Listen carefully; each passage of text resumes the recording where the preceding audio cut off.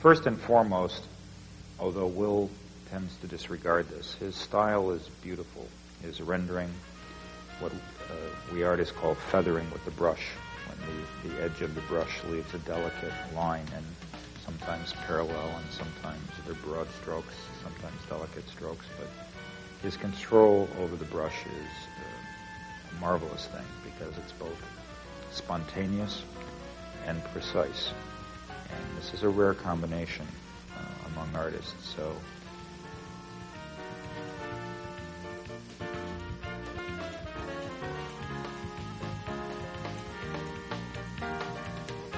no seu estúdio em Tamarack, Flórida, Eisner demonstra sua técnica com o pincel e fala de luz e sombra.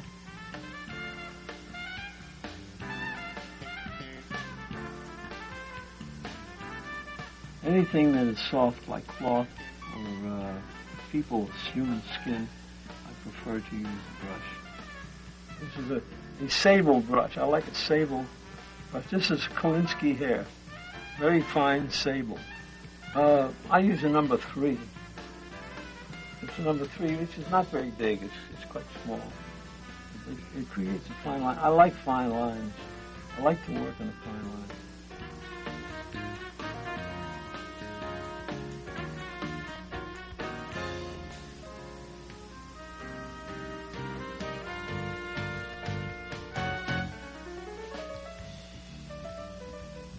I prefer working in black and white, largely because the black and white line is closest to actual text. It's in itself a language. And I believe that color affects the surface of the material, but not the internal aspect. For my kind of stories, where I'm dealing with internalisms, where I'm dealing with subtle posture and gesture, and human emotion, I prefer to remain in black and white.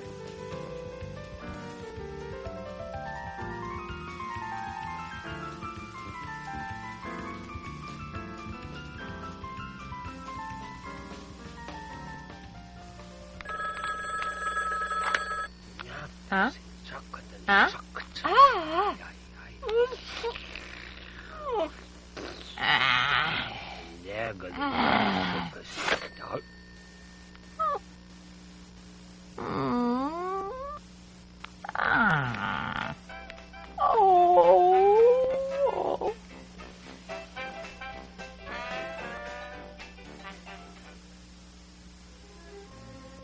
I'm assuming that there's a strong light coming from the other side.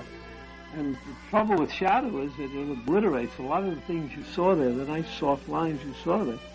The detail you saw will disappear into the shadow, obviously.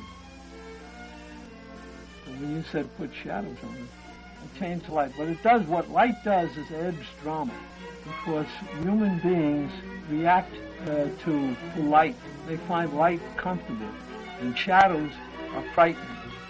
And that's why we use shadows to create a sense of mystery, an air of terror, fear.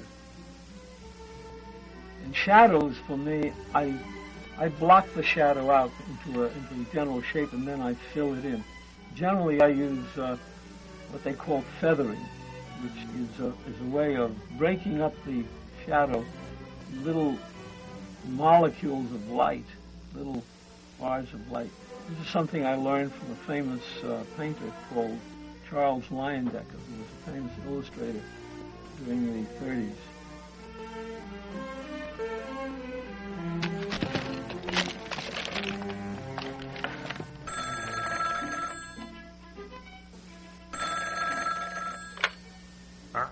Shadows are a result of the flow of light. They are the negative result. And once I have established the direction of the light, the shadows automatically fall into place. Nas mais de 600 histórias do Spirit, Will Eisner criou uma tradição. A primeira página de cada história era sempre especial e graficamente única, de grande efeito. É a chamada splash page. Will clearly wasn't a lazy cartoonist. in addition to having to come up with a 7-page story idea every week and to have to draw it every week on a very tight deadline, he gave himself an additional burden, which was to come up with an innovative way of working his logo. And I think for Will it was perhaps the equivalent of the beginning of a movie, which has to suck you into the plot before you see the titles. It's really no different than if you are in a living room with a group of people and you're about to tell them a story. You set the scene for them, you tell them the whole story, and then you go into the details. After this, the story is told in a series of panels, with close-ups and long shots and so forth. Will reconstruiu em estúdio a splash page que concebeu para a aventura do Spirit, The Last Trolley Car, ou O Último Bonde.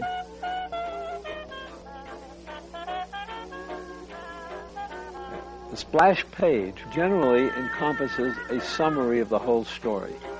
So what I try to do is to summarize in one big scene the nature of the story, the mood of the story, and the main theme of the story. It is really a mood page rather than an information page. The perspective would be directed from above, and the buildings would establish the perspective. In the case of the Spirit, I always integrated the logo, the title, with the nature of the story itself. When a vehicle is moving, it creates air and papers fly, and I took the logo, made paper out of it, and floated it. Com o avanço da televisão, jogos eletrônicos, internet e outras tecnologias, muitos se perguntam: como será o futuro dos quadrinhos? Up until a few years ago, the world of comics was growing tremendously. Last 3 or 4 years, it has suddenly imploded. First of all, comics as a literary form have not yet achieved the acceptance of straight literature. In general, comic book sales have been declining for several years in a row. The younger readers who used to embrace comics now embrace video games and are surfing the web. Comics have lost their novelty. There was a time when simply being a comic was enough.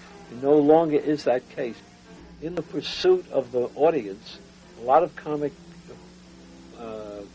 books are producing what I call high-tech,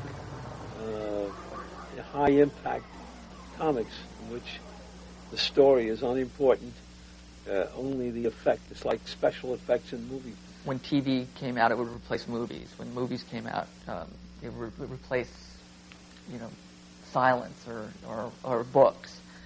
Photography, for a while, replaced illustration. Everything goes in cycles.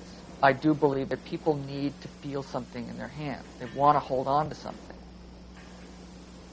Sometimes I worry if there will be a 21st century of comics as things move on to electronic media and beyond. On the other hand, if there is such a thing as literature, certainly there's room for literature in pictures.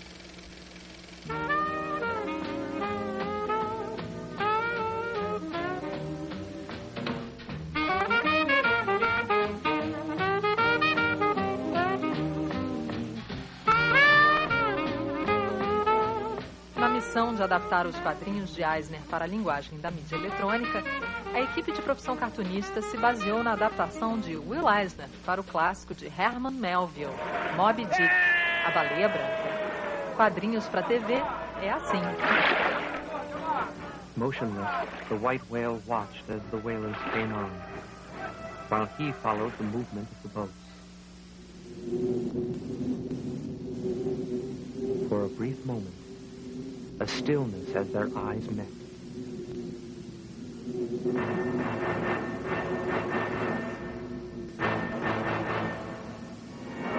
He's going to ram the ship!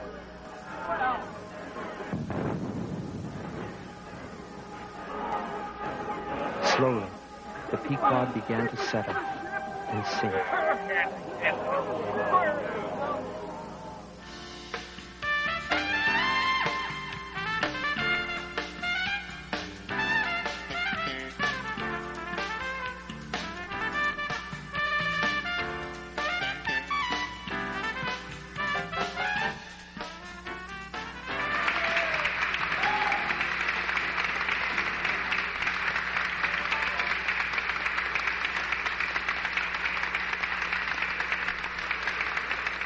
I got here, I discovered now why you have invited me. It's very appropriate that for a 100-year celebration, you've invited the oldest living cartoonist in the United States.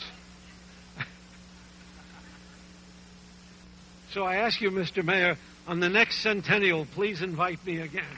By then, I'll be old enough.